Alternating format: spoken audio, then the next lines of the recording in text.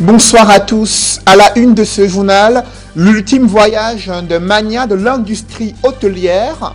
La levée du corps du patriarche Montcalm Pascal a suscité de profondes douleurs chez ses enfants et réveillé dans les mémoires les souvenirs de la trajectoire inédite d'un bâtisseur. À suivre dans ce journal, la première séquence des obsèques officielles de Montcalm Pascal et le vibrant hommage du représentant du chef de l'État.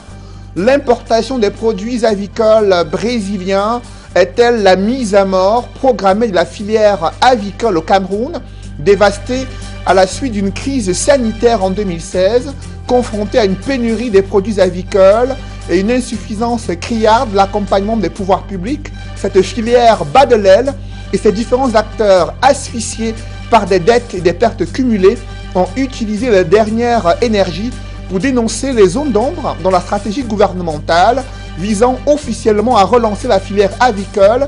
Qu'en est-il réellement? Enquête au cœur de ce journal.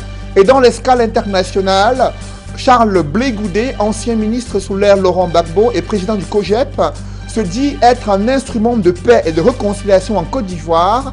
Il salue l'attitude du président ivoirien Alassane Dramane Ouattara favorable à leur retour sans condition dans leur pays en Afrique de l'Ouest. Vous l'écouterez dans la page internationale du 20h.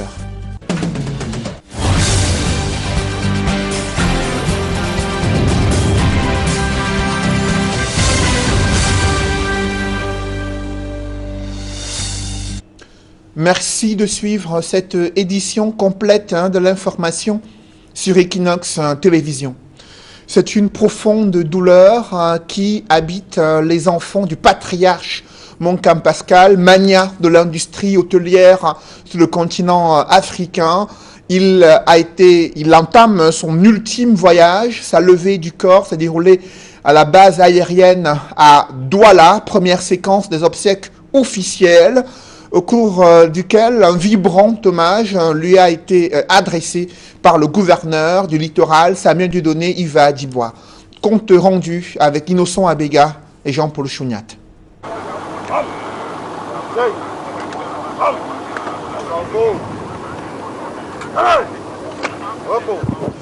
11h55 sur le tarmac de la base aérienne 201 de Douala. Les dernières manœuvres d'atterrissage de l'aéronef ayant à son bord la dépouille de l'homme d'affaires camerounais Pascal Montcalm en provenance d'Afrique du Sud, où le milliardaire est décédé le 27 février dernier.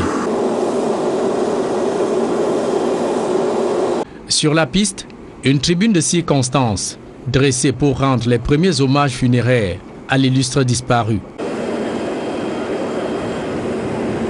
Parmi les personnalités à cette première étape de ces obsèques officielles décrétées par le président de la République Paul Biya, la famille tout éplorée et les hautes autorités de la région du littoral, au départ du dernier voyage du capitaine d'industrie en route pour l'éternité.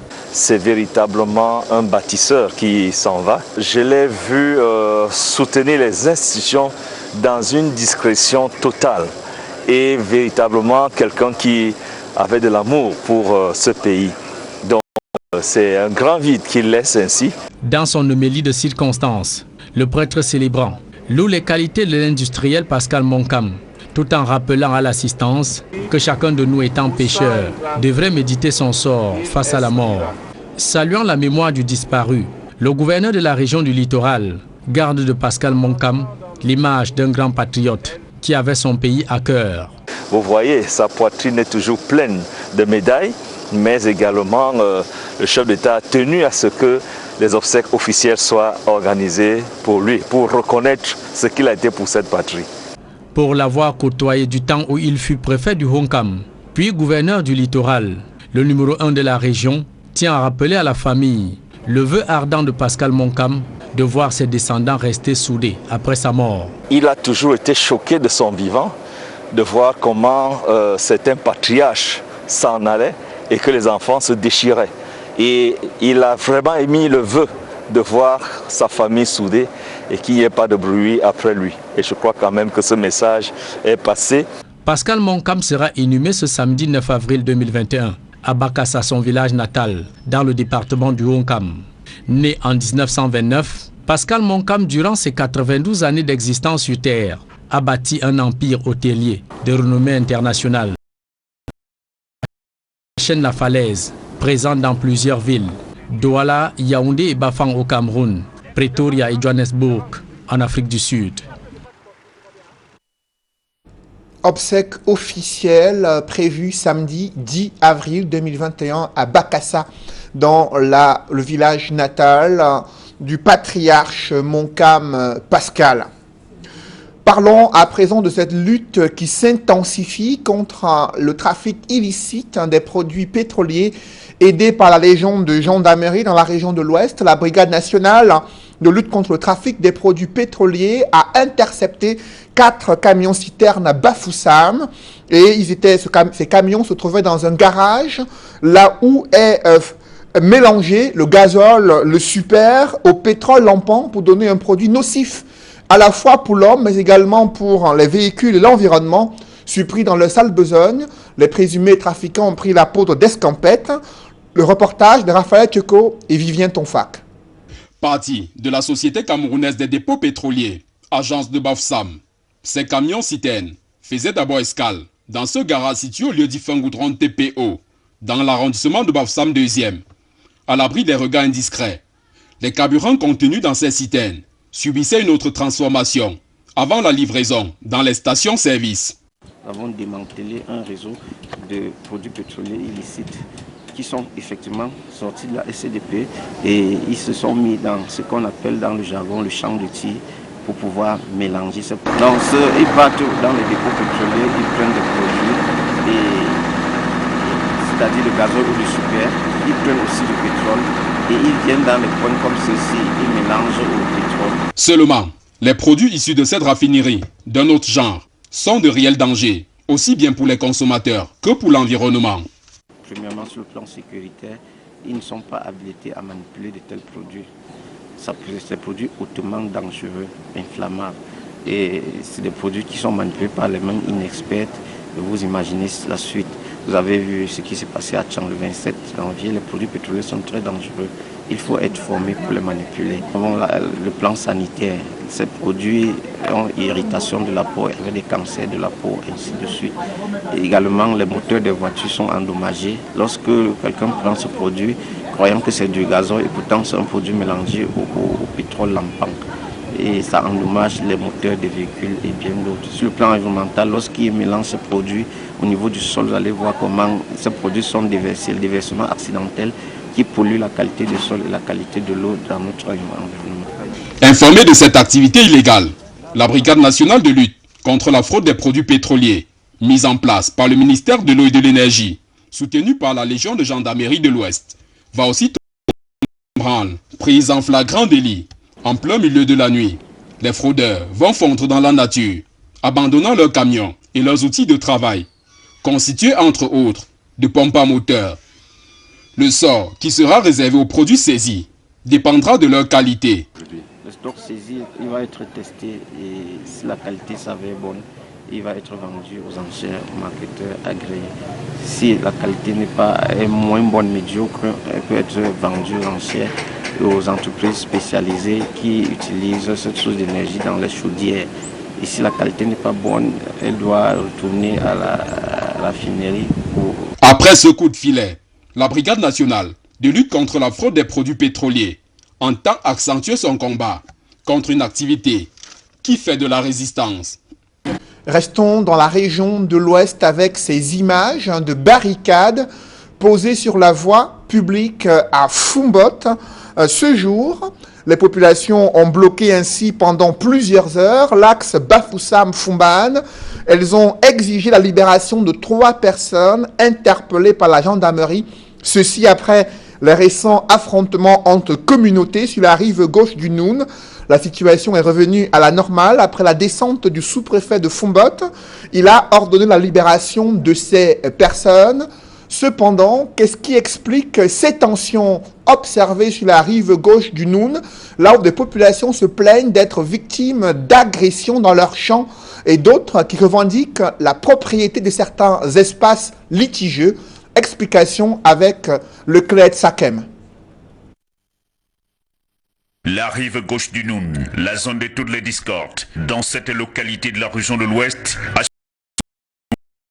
les tensions sont quotidiennes. Des altercations répétitives entre les habitants et des individus qui viennent de Foumbot pour imposer leurs lois. J'ai commencé à s'aimer jusqu'à peine 8 sions. Il y a 2 hommes qui sont venus vers nous avec 2 machettes. Ils ont fait savoir qu'ils ne veulent plus que travailler, disons, dans cette zone-là. J'arrive au champ, vouloir semer mon maïs, je vois 2 jeunes hommes gars sortent de là. Madame, quitte de là. Tu fais quoi dans mon champ? Je dis, c'est ton champ depuis quand? Il dit que non, c'est le champ de mes ancêtres. Je dis, quels ancêtres? Je dis que, regarde, tu vois les briques. Il y a une maison déjà conçue et que c'était déjà détruit.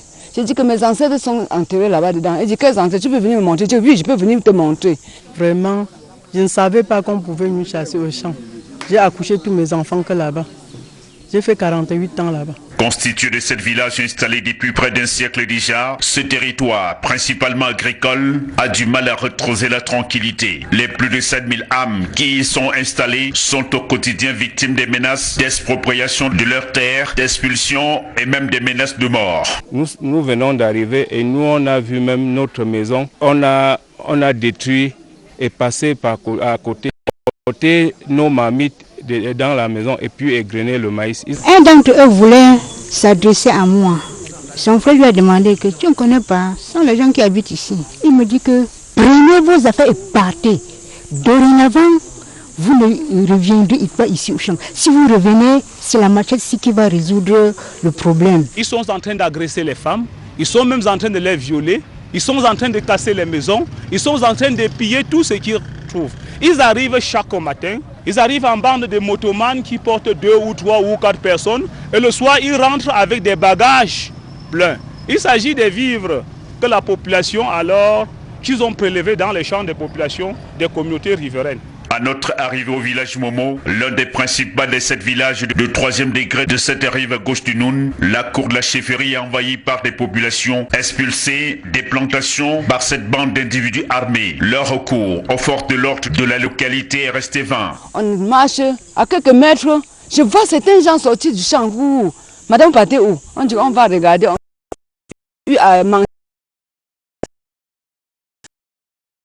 Quand on peut regarder une recette, si vous n'avez pas fait chasser du champ, ils disent que agent téléphone. On a voulu durcir. Ils ont pris la maman, ils m'ont pris. J'ai durci. Ils ont retiré l'argent avec le téléphone, mais le briquet. Mon argent était 12 500. Mon téléphone, je me suis agenouillé, j'ai fait un signe de croix. J'ai dit que pardon, mais la puce, pardon, donnez-moi. L'autre a dit que non, donne-lui, mais l'argent, il faut le remettre. Il a dit, ah, je donne quoi? Ils sont partis. Je suis rentré, allé à la gendarmerie. Signalé. Croyant que peut-être ces gens-là devaient dire que c'est quoi madame? Il me dit qu'il m'envoie à la sous-préfecture, il m'envoie voir le sous-préfet. J'ai dit le sous-préfet a y voir quoi quand il a dit qu'on m'a agressé au champ. Idem pour les plaintes auprès du sultan qui dit dans cette note dont nous avons eu copie ne pas reconnaître ces individus aux agissements inquiétants. Ces populations ont sollicité l'arbitrage du gouverneur de la région de l'Ouest après une marche dans les rues de la capitale régionale. Nous sommes dépassés, nous sommes sinistrés. Et nous sommes en train de demander à monsieur le gouverneur de la région de l'Ouest d'intervenir. Ce lundi, la place du marché du village Momo a été transformée en arbre à palabre par le prophète Donatien Oum. Question d'entendre les partis élever les équivoques, ceci sous instruction du gouverneur. Les gens vont continuer à la recherche de la vie. Il faut qu'ils nous trouvent organisés, qu'il y ait une seule et même manière de faire. Quand tu veux être intégré et mener paisiblement ta vie, en cultivant, en menant des activités génératrices de revenus dans la rive gauche du Noun. Quelle est la procédure? Et il faut qu'elle soit harmonieuse et qu'elle soit acceptée de tous. Vous qui êtes déjà, que vous sachiez que ceux qui arrivent se conforment et ne viennent pas perturber. Des pareils actes ne datent pas d'aujourd'hui. En 2011, le gouverneur de l'Ouest de l'époque, Samuel Dieudonné Ivadibois, avait tenu une réunion pour résoudre le dit conflit. En 2013, ce conflit a entraîné des morts d'hommes. Après quelques années d'accalmie, le mal refait surface. Vivement que la rage de guerre soit enterrée. Dévasté à la suite d'une crise sanitaire en 2016, confronté depuis cette année-là à une grave pénurie des produits avicoles et une insuffisance criarde de l'accompagnement des pouvoirs publics, La filière avicole bat de l'aile au Cameroun et ses différents acteurs désemparés sont surpris de l'annonce gouvernementale visant à importer des produits avicoles brésiliens. Officiellement, il s'agit de relancer la filière, mais pour certains acteurs, ils voient à travers cette importation la mise à mort programmée de la filière avicole au Cameroun. Qu'en est-il réellement? Quels sont les enjeux et les craintes des acteurs de la filière avicole sont-elles fondées? Élément de réponse dans cette enquête est signé Théophile Tchunke, Eric Watat et Donald Brice Kamgan. Dans ces deux compartiments de sa ferme, Abdel sortait jusqu'à 15 000 poulets de 45 jours par production. Aujourd'hui, tout est vide, ce depuis décembre 2020, lorsque les poulets d'un jour importés d'Europe ont commencé à se faire rares et chers, en raison de la grippe aviaire. Imaginez-vous un peu, vous avez besoin des poussins en novembre pour vendre en décembre. On vient vous livrer en décembre, parfois même le 20 décembre. Vous êtes en janvier où les gens n'ont plus assez de moyens parce qu'ils ont dépensé beaucoup d'argent. Qu'est-ce que vous faites? Donc c'est ce problème-là, c'est cette instabilité qui a fait en sorte qu'on arrête. Pour ne pas abandonner complètement la volaille, il joue le maintien avec quelques poulets de race, panachés aux derniers rats chers qui sont encore là. Ils ont un cycle de production un peu plus lent. Ils ont une vitesse de croissance un peu plus lente. Donc, et de ce fait, comparé aux chers, il y a obligé d'aller à la traîne et satisfaire ceux qu'on peut satisfaire. Et d'autres, on leur dit, on ne peut rien. Ce jeune de 27 ans, l'un de ceux qui disposent d'incubateurs de Radouala, pense qu'avec une certaine volonté des autorités, il est possible de sortir de la dépendance vis-à-vis de l'Occident en matière aviaire. Il faut penser à mettre sur pied un transfert de technologies. Donc ça veut dire qu'aujourd'hui, ces partenaires étrangers vers lesquels on part aujourd'hui pour prendre les poussins d'un jour, on peut leur demander peut-être de venir faire les mêmes installations ici. Nous avons des docteurs vétérinaires, des ingénieurs qui sortent de nos écoles tous les ans. L'autre obstacle chez les producteurs, c'est le déficit en aliments. Les prix du maïs et du soja sont constamment en hausse. Le maïs est passé de 280 francs CFA à 440 francs le kilogramme, suffisant pour décourager Joseph Tala qui a lui arrêté complètement sa production de 6 000 poulets de chair ici à PKCS. Si l'État pouvait encourager les gens à cultiver le maïs comme le fief des maïs, c'est beaucoup au nord. Si l'État pouvait faire qu'on cultive et que le coût de soja baisse, ça devait faire aussi que le coût de l'aliment baisse. Et quand le coût de tous ces trucs-là baisse, ça permet aussi que le poulet arrive aussi au marché moins cher. Les acteurs du monde avicole disent ne pas comprendre le choix du gouvernement qui veut autoriser les importations plutôt que de soutenir la production locale. Elle est de 65 000 tonnes à ce jour pour 105 000 tonnes de demande, soit 40 000 tonnes à combler. L'Association camerounaise pour la défense des intérêts collectifs, l'ARDIC, fondée par le défunt Bernard Djonga, rappelle que la filière avicole a été excédentée avant 2016 avec jusqu'à 300 milliards de chiffre d'affaires. En 2016, la filière avicole était excédentaire. C'était l'une des rares filières au Cameroun où l'on produisait, on couvrait le besoin de consommation au niveau national au point d'avoir à exporter l'excédent dans les pays de la sous-région jusqu'au Soudan. Avec la grippe aviaire qui a frappé le secteur avicole en 2016, des centaines de cheptels ont été perdus sans soutien de l'État pour relancer la production. Pour certains observateurs, l'autorisation des importations du Brésil par le gouvernement, c'est la mise en concurrence de la production nationale non subventionnée avec celle étrangère appuyée par l'État. Une mise à mort de la filière aux yeux de certains observateurs qui rappellent les doutes sanitaires qui entourent les poulets congelés. Voici à présent les chiffres actualisés de la pandémie de Covid-19 au Cameroun, selon un pointage rendu public par le ministre de la Santé publique sur son compte Twitter.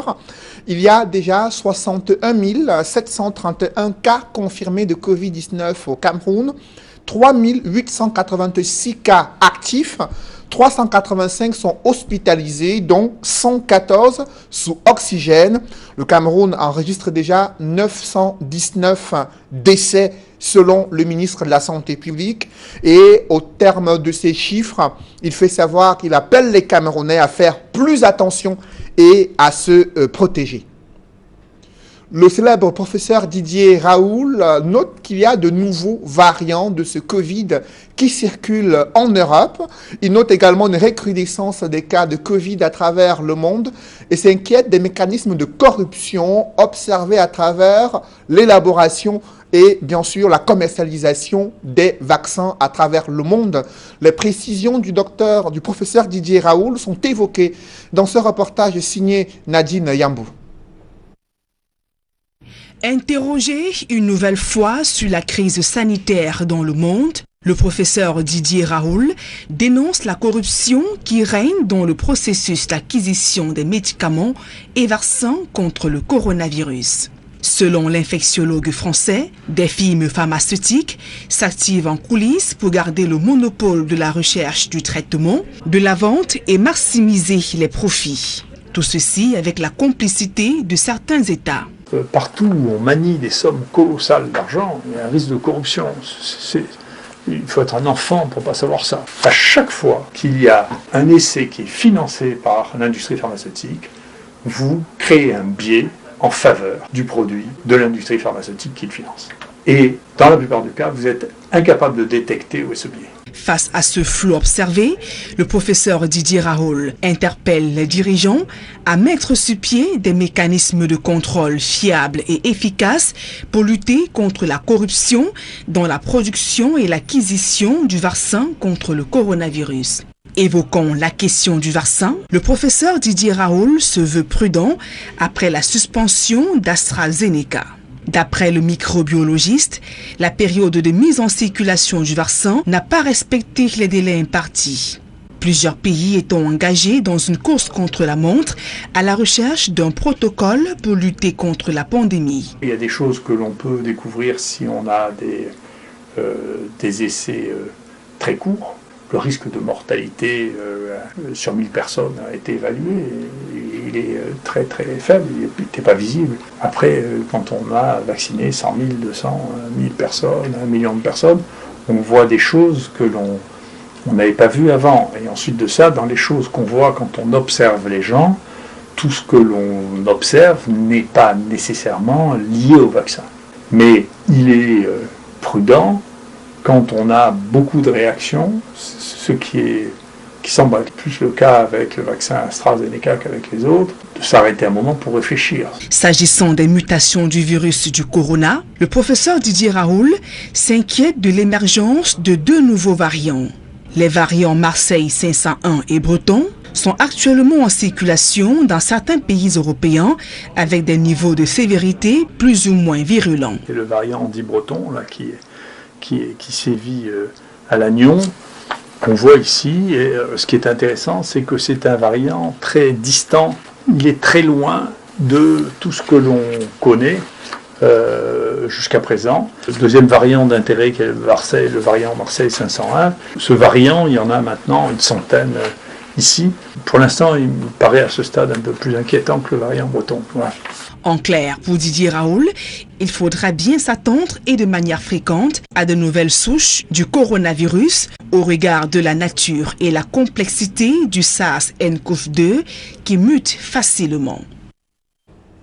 Vous vous en souvenez, en février 2021, le gouvernement a contracté un prêt controversé de 55 milliards de francs CFA destiné à la construction d'un complexe sportif à Olembe, non loin de Yaoundé. 2 mois plus tard, les travaux ont-ils connu une accélération? Le ministre des Sports, en visite sur le chantier, reconnaît plutôt une décélération observée ces derniers mois sur le chantier. En clair, il s'agit d'un ralentissement de l'exécution des travaux, une situation due principalement à des problèmes de financement. Selon le professeur Narcisse Mouele-Kombi, le ministre des Sports reconnaît à demi-mot que l'entreprise McGill n'a pas encore obtenu l'argent nécessaire pour achever le projet.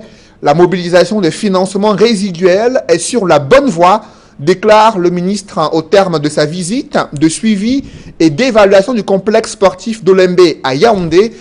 Le professeur Narcisse Mouele-Kombi publie quelques photos du complexe sportif et je vous invite à découvrir à quoi ressemble la chambre témoin de l'hôtel du complexe sportif d'Olembe. Vous allez le voir en image, cette chambre témoin de l'hôtel, selon le ministre des Sports. C'est la photo qu'il a publiée sur son compte Facebook officiel comme chambre témoin du fameux hôtel construit dans le cadre de ce complexe sportif d'Olembe. Aucune date de livraison du chantier n'a été rendue publique sur la page du ministre des Sports. Il a néanmoins appelé l'entreprise McGill à une remobilisation de ses ouvriers pour parachever le chantier du complexe sportif d'Olembe. Dans l'escale internationale, Charles Blé Goudé, ancien ministre sous l'ère Laurent Gbagbo, président du COGEP, salue l'attitude du chef de l'État ivoirien Alassane Dramane Ouattara, favorable au retour de l'ancien président Laurent Gbagbo et Charles Blé Goudé, sans condition en Côte d'Ivoire. À la suite des propos du chef de l'État ivoirien, Charles Blé Goudé se présente comme un instrument de paix et de cohésion et de réconciliation en Côte d'Ivoire. Je vous invite à l'écouter. À l'issue du Conseil des ministres du mercredi 7 avril dernier, le chef de l'État ivoirien, Son Excellence Alassane Ouattara, a pris une décision importante au sujet du retour du président Laurent Gbagbo et moi-même en terre ivoirienne. Cette décision a été rendue publique à travers une déclaration, et je cite: Messieurs Laurent Gbagbo et Blé Goudé sont libres de rentrer en Côte d'Ivoire quand ils le souhaitent. Fin de citation. De prime abord, je prends acte de cette déclaration qui intervient une semaine après la confirmation de notre acquittement définitif par la Chambre d'appel de la Cour pénale internationale. Au nom du COGEP et à mon nom propre, je voudrais saluer cette décision du chef de l'État ivoirien qui, à n'en point douté, participera à la décrispation de l'environnement sociopolitique dans notre pays. Ensuite, je voudrais traduire ma gratitude au président de la République en ce que la décision qu'il a prise hier, 7 avril, va œuvrer à rassembler les filles et les fils de la Côte d'Ivoire, comme je l'ai toujours souhaité depuis ma sortie de prison. En ce qui me concerne, je voudrais, une fois encore, renouveler ma disponibilité et ma détermination sans faille à servir d'instrument pour la paix en Côte d'Ivoire. Car pour moi, les survivants à toute guerre, à toute crise, ont un impératif et un devoir: bâtir la paix. Oui, chers frères, chères sœurs ivoiriens, c'est ensemble, dans le respect de nos différences, que nous pouvons bâtir notre pays qui est notre bien commun. Escale internationale, le Tchad et le Bénin se préparent aux élections présidentielles prévues dimanche prochain, malgré les contestations de l'opposition, tandis qu'au Nigeria, des médecins sont en grève, réclamant de meilleures conditions de travail, des revendications soulevées aussi au Maroc par des enseignants. La mouture internationale est signée Gladys Sidé. La grève des médecins au Nigeria entrave les soins des patients. Alors que le Nigeria est aux prises avec 2 vagues de la pandémie de Covid-19, des centaines de patients ont été laissés sans soins.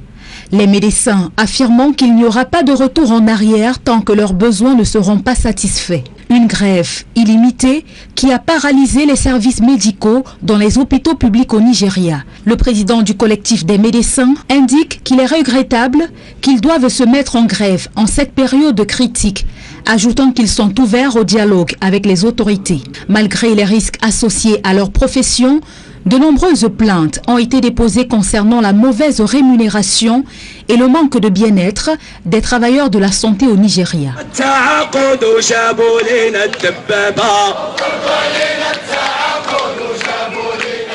Autre lieu, autre manifestation, celle des enseignants au Maroc qui réclament un meilleur statut. Entre les enseignants contractuels et la police, les couteaux sont tirés depuis des semaines. Les deux corps s'affrontent alors que les enseignants sont descendus une nouvelle fois dans les rues de la capitale Rabat pour réclamer leur intégration à la fonction publique. Ils ont bravé, selon la police, l'interdiction des manifestations en vigueur dans le royaume face à l'état d'urgence sanitaire. La répression menée par les policiers s'est soldée par de nombreuses arrestations. En République démocratique du Congo, des travailleurs humanitaires de l'ONG Oxfam sont accusés d'abus sexuels. S'ajoutent aux accusations d'exploitation sexuelle celles de harcèlement, de fraude et de népotisme. Les lanceurs d'alerte qui ont publié l'information soulignent que les premiers signalements d'abus sexuels remontent à 2015. L'organisation non gouvernementale britannique vient de suspendre 2 de ses collaborateurs. À quelques jours de l'élection présidentielle au Bénin, les partisans du boycott estiment que Patrice Talon est dans un fauteuil sans opposition. Depuis lundi soir, une partie des Béninois du centre et du nord du pays, fiefs de l'opposition, se sont soulevés pour dénoncer une élection non inclusive. Des routes sont bloquées, des manifestants ont été arrêtés. Dans le sud, pourtant, la campagne électorale se déroule normalement, presque sans heurts. Et puis au Tchad, Idriss Déby Itno, qui brigue un 6e mandat, a face à lui 6 candidats. 3 s'étant désistés en guise de protestation. Ils dénoncent l'absence de transparence du processus et soutiennent que les conditions ne sont pas réunies pour assurer un scrutin crédible et transparent. Et du côté du pouvoir, l'on juge le boycott comme une fuite en avant. Idriss Déby Itno, 69 ans, dont 31 au pouvoir, semble plutôt serein face à la vague de contestation enregistrée ces derniers jours. Comme au Bénin, l'élection présidentielle est prévue pour le dimanche 11 avril 2021. En République dominicaine, Régis Lionel Privat Ndunda, ministre de la Jeunesse et des Sports, est limogé. C'est une décision du président centrafricain, laquelle décision s'appuie sur un récent rapport de l'Inspection générale de l'État ayant établi les crimes de faux, usage de faux et détournement de deniers publics. L'affaire porte sur la vérification des loyers versés par une société de distribution des produits pétroliers au ministère centrafricain de la Jeunesse. Mesdames, Messieurs, c'est la fin de ce journal. Merci de l'avoir suivi. Juste après cette édition de 20h, retrouvez Serge Alain Autou et ses invités pour le débrief du journal sur le plateau d'Equinox Soir. Serge Alain.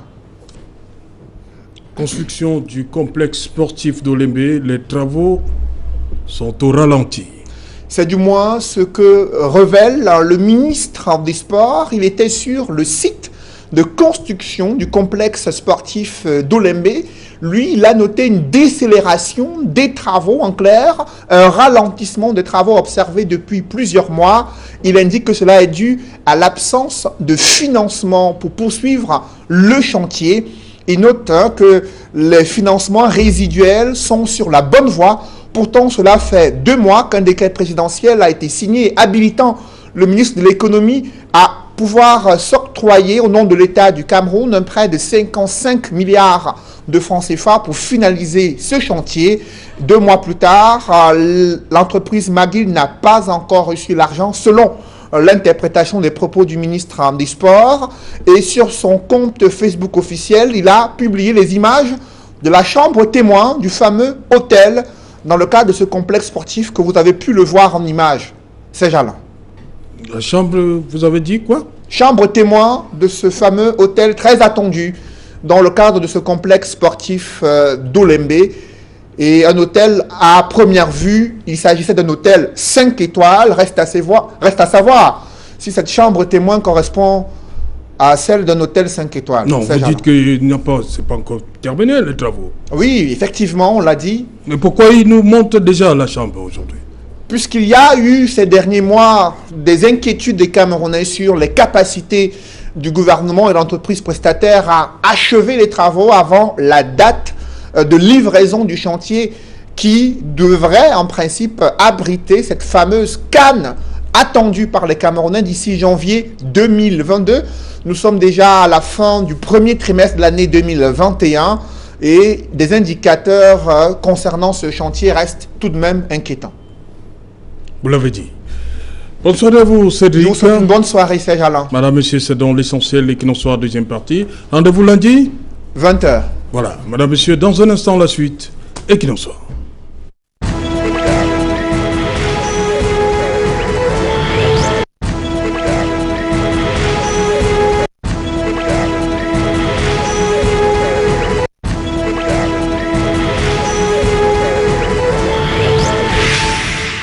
Retour sur le plateau Equinoxoir, deuxième partie, c'est le temps du débrief, madame, monsieur, toujours en compagnie du docteur Louison Essomba, Edmond Kouyaté, Vincent de Paul Yédé, conseiller municipal dans le 3e arrondissement de Douala, Maître Augustin Gueffak. Voilà, Maître Augustin Gueffak, je vous ai vu sourire pendant cet élément.